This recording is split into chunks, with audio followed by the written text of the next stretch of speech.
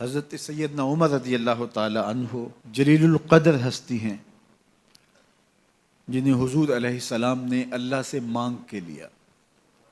سارے صحابی رسول کریم صلی اللہ علیہ وآلہ وسلم کے مرید ہیں، لیکن جناب عمر میرے حضور کی مراد ہیں۔ 39 لوگ جب اسلام لا چکے، 39ویں شخص حضرت امیر حمزہ رضی اللہ تعالی عنہ تھے، اور ان کا ایمان لانا مسلمانوں کے لیے بہت بڑی ڈھارس اور بہت بڑے حوصلے کا سبب و ذریعہ بنا۔ تو میرے حضور نے ہاتھ اٹھا لیے، کہا اے اللہ، ایک شیر دیا ہے امیر حمزہ، ایک شیر اور عطا کر دے، اب تیری مرضی، عمر بن خطاب دے دے یا عمر بن حشام دے دے۔ حضور دعائیں مانگ رہے ہیں، اور یہ ہاتھ میں تلوار لیے غیظ و غضب سے بھرے ہوئے گھر سے نکلتے ہیں کہ بانی اسلام کا چراغ ہی بجھا دینا ہے۔ راستے میں ایک صاحب ملے اور کہا کہ عمر، تیور کوئی اچھے نہیں لگتے، خیر تو ہے، کدھر جا رہے ہو؟ کہا چراغ اسلام بجھانے جا رہا ہوں، یہ روز کا مسئلہ ختم ہونے لگا ہے میرے ہاتھوں۔ مسکرا کے بولے گھر کی خبر تو لو۔ کہا میرے گھر کو کیا ہوا؟ کہا تمہاری بہن فاطمہ بھی نوکر بن گئی ہے رسول اللہ صلی اللہ علیہ وسلم کی۔ غصے سے بھرے ہوئے اپنی بہن کے گھر کا رخ کرتے ہیں، اندر سے قرآن پڑھنے کی آواز آ رہی ہے، غصہ اور بڑھ جاتا ہے، دروازے کو زور زور سے کھٹکھٹاتے ہیں۔ اہل خانہ سمجھ گئے ماجرا کیا ہے، گرجدار آواز ہے جناب عمر کی، دروازہ کھولو۔ جلدی سے معلم کو چھپا دیا اور بہن آگے بڑھ کے دروازہ کھولا۔ کہا تم سابی ہو گئے ہو، دین چھوڑ دیا تم نے، بتوں کی وفا ترک کر دی اور بے تحاشا مارنا شروع کیا۔ بہن کا سر پھٹ جاتا ہے، خون بہنے لگتا ہے، اور یہ مارتے چلے جاتے ہیں۔ فاطمہ بنت خطاب بولی عمر، تم خطاب کے بیٹے ہو، سنو میں بھی خطاب کی بیٹی ہوں، جو ظلم جو جبر کرنا ہے کرو، میں محمد عربی کا دامن نہیں چھوڑوں گی۔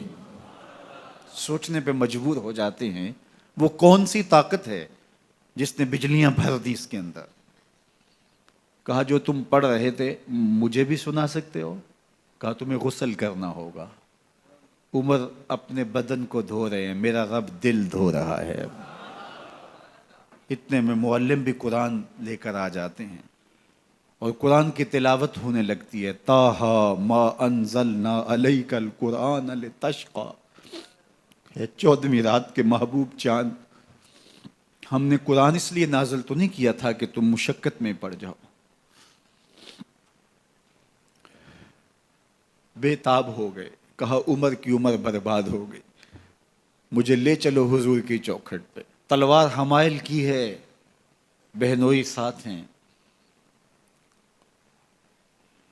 اور حضور کی بارگاہ میں حاضر ہو رہے ہیں۔ دروازے کے سوراخوں سے دیکھا تو صحابہ تشویش کا اظہار کرنے لگے کہ عمر آ رہا ہے، تلوار حمائل کی ہے، ارادے اچھے نہیں لگتے۔ جناب امیر حمزہ نے کہا دروازہ کھول دو، اچھی نیت سے آیا تو استقبال کریں گے، نیت اچھی نہیں ہے تو اس کی تلوار سے اس کی گردن کاٹ دیں گے۔ حضور کے سامنے جا کے بیٹھ گئے، گلے میں کپڑا ڈالا تو حضور نے پکڑ کے کہا عمر، ابھی وقت نہیں آیا کہ تم اسلام لے آؤ؟ یہی وقت تھا عمر کے اسلام لانے کا۔ لبوں پہ کلمہ جاری ہو گیا، اللہ اکبر کی صدا اس زور سے گونجی کہ مکے کی گلیاں گونجنے لگیں۔ اسلام لانے کے بعد حضور سے پوچھتے ہیں حضور کیا ہم حق پر نہیں ہیں؟ فرمایا ہم حق پر ہیں۔ اللہ کا دین سچا نہیں ہے؟ کہا اللہ کا دین سچا ہے۔ آپ اللہ کے سچے نبی نہیں ہیں؟ فرمایا میں اللہ کا سچا نبی ہوں۔ تو کہا پھر ہم چھپ کے عبادت کیوں کریں؟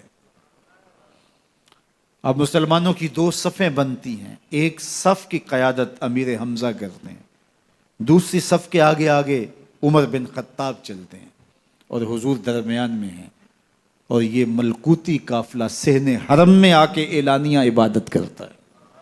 حضرت عبداللہ ابن مسعود رضی اللہ تعالیٰ عنہ فرماتے ہیں عمر کا اسلام لانا اسلام کے لیے عزت کا سبب بنا، اسلام کے وقار کی علامت بن گیا۔ ایک ایک کے دروازے پہ جا کے دروازہ کھٹکھٹا کے کہتے ہیں، وہ تو اور خبر سننے کے لیے بے چین تھے کہ یہ بانی اسلام کی زندگی کا چراغ بجھانے گیا تھا، کوئی خبر لایا ہوگا۔ وہ کہتے ہیں آؤ عمر کدھر آئے ہو؟ کہا تمہیں بتانے آیا ہوں، کمزوروں سے پنجہ آزمائی کرتے رہے ہو، آؤ میرے سے بات کرو، میں محمد عربی کا نوکر بن گیا ہوں۔ اللہ اکبر۔ میرے حضور نے فرمایا جب اچھے لوگوں کا ذکر کرو تو میرے عمر کا ذکر بھی کیا کرو۔ میرے عمر کی زبان پر حق بولتا ہے، سچ بولتا ہے۔